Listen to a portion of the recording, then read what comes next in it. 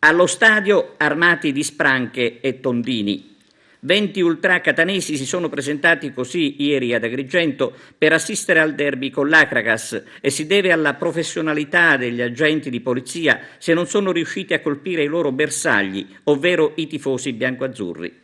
Nei confronti degli ultra catanesi è scattata la denuncia.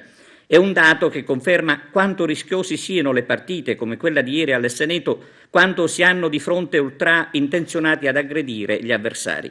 Se ieri, prima e dopo la partita, non si sono registrati gravi episodi, lo si deve alla prevenzione attuata dagli uomini della questura agrigentina, che hanno operato fin dalle prime ore del mattino, riuscendo a fermare in tempo il gruppo di catanesi, trovati tra l'altro sprovvisti del biglietto d'ingresso allo stadio.